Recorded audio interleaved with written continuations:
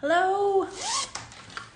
Okay, today we're gonna talk about supplies and then we're gonna prep our hoops so that they're ready for Monday, a week from today. I can't believe it. It happened really fast. Okay, so I just have on my iPad just a list of the supplies that's in the pattern. So if you don't have your pattern yet, there is a link in my bio. It's just a PDF that you can download. So if you don't have it yet, go grab it. Okay, so my favorite supplies. You need a needle. So a DMC size 5 is what I typically use.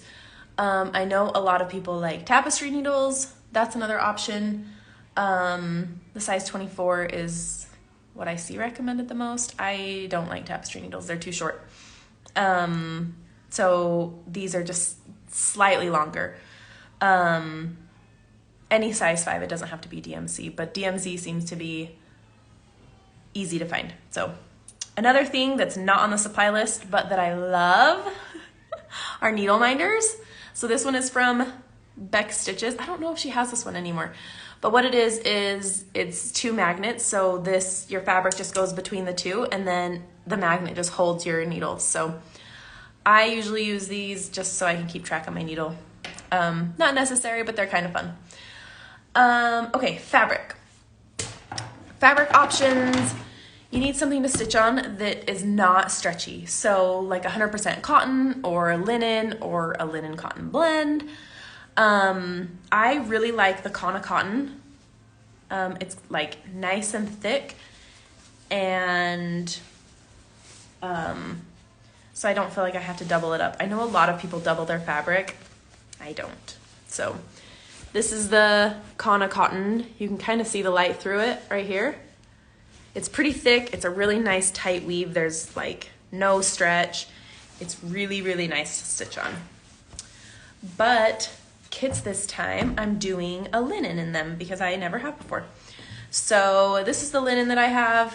I don't have a brand name. It's just from Joann's, but you can see how much more light you can see through that. It's a lot looser of a weave. So it's a little easier for beginners. I know some people double their fabric or they'll put like a cheaper cotton on the other side just to keep it a little bit tighter, but I don't do that. So anyways, grab yourself some fabric.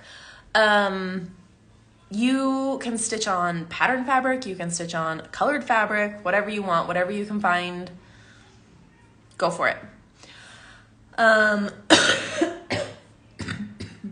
Getting over a cough.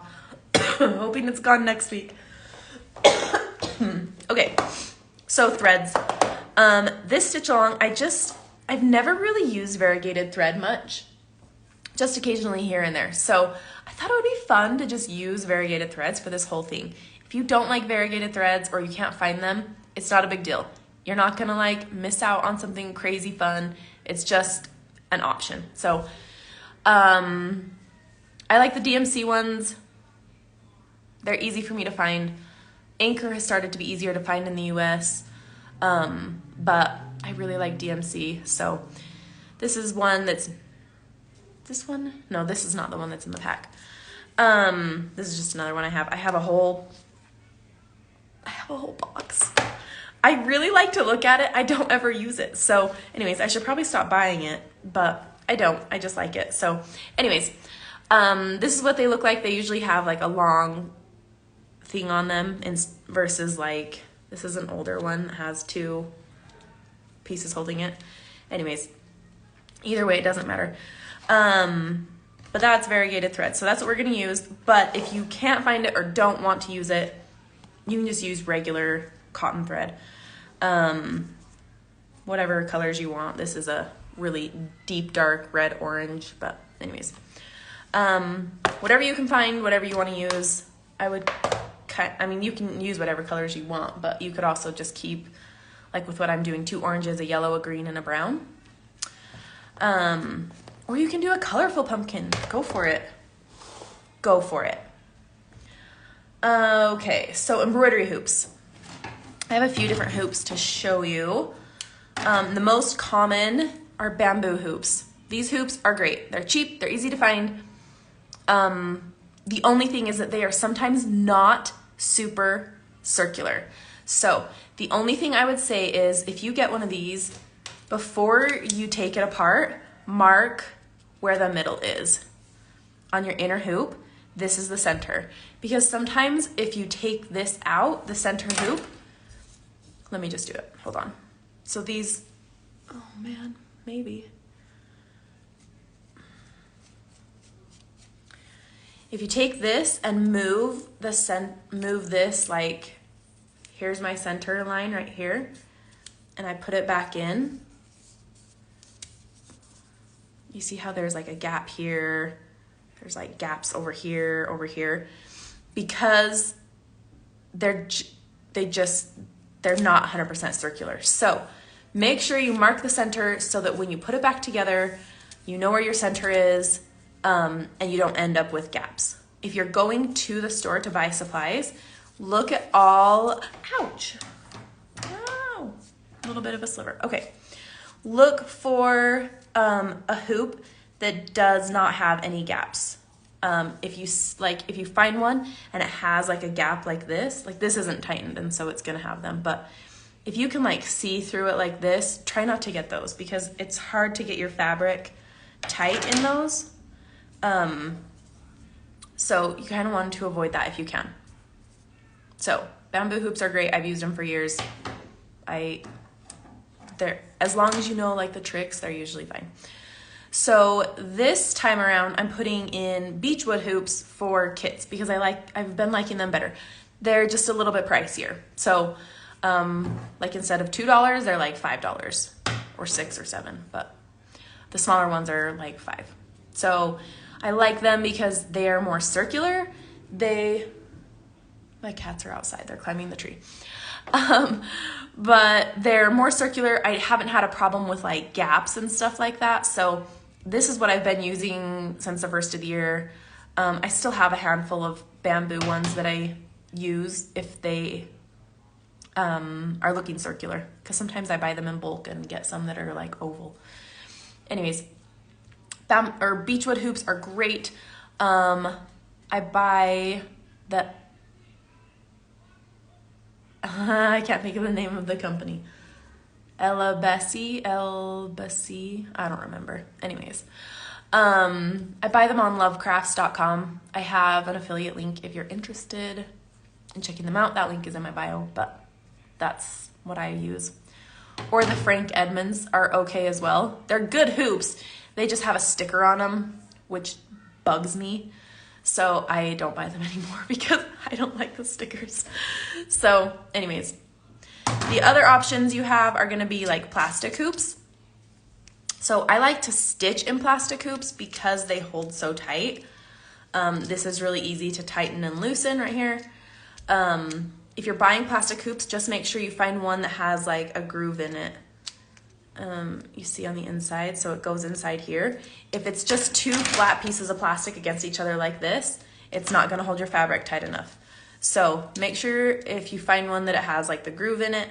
I believe this is a Loops and Threads one from Michaels. I have had zero problems with them. The only thing is that they come in really crazy colors.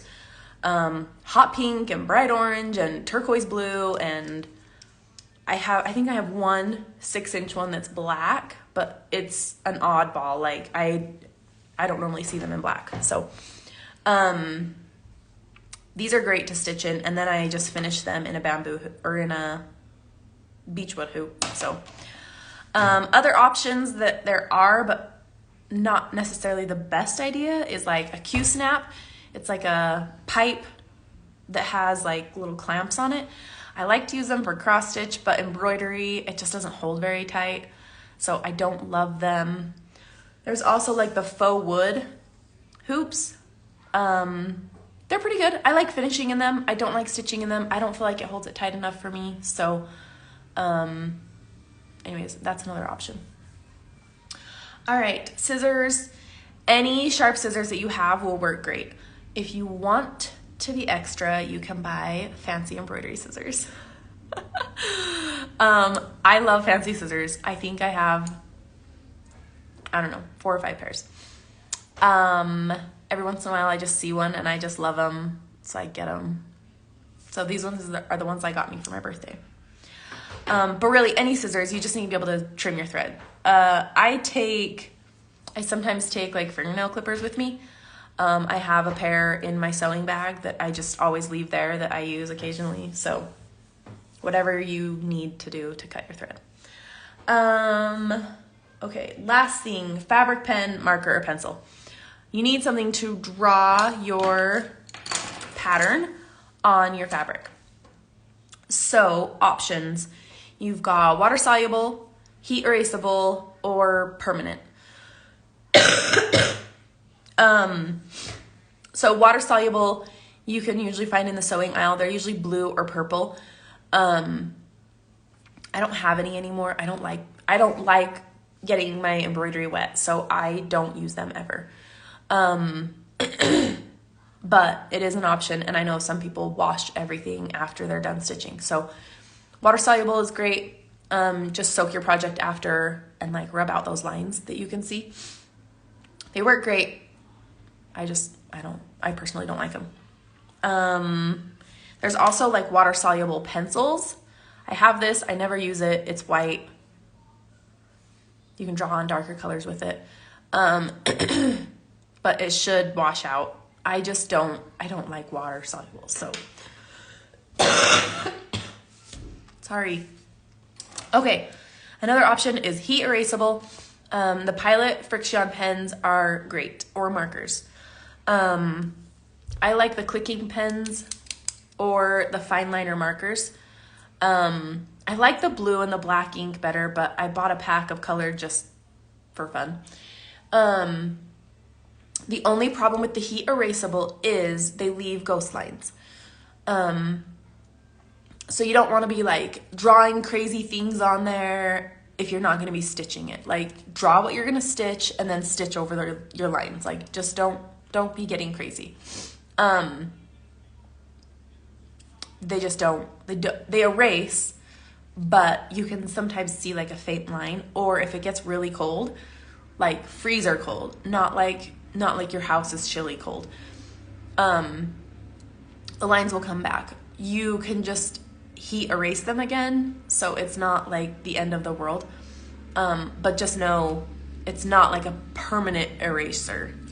So anyways, black Pilot Friction pens or black Friction markers are what I'm putting in the kits.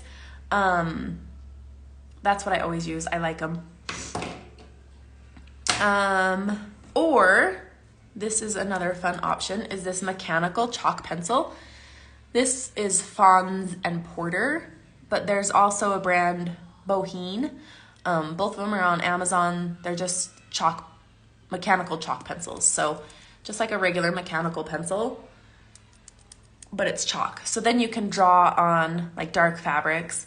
My only struggle with these is that it's chalk. So if it doesn't like wipe away, then you're kind of stuck like washing it, which I just don't love doing. So I have found if I do like a wet Q-tip, I can kind of like rub out the lines.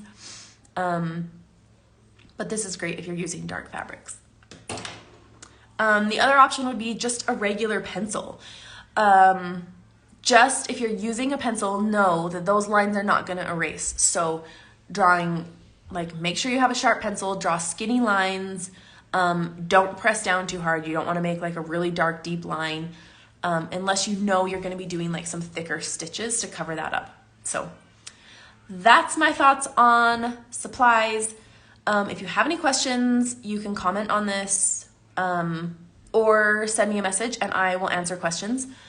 I'm going to stop this video and I'm going to start another one, and we're just going to prep our hoops. So if you want to see what's going on with that, stick around for a minute. I just need to switch my camera around.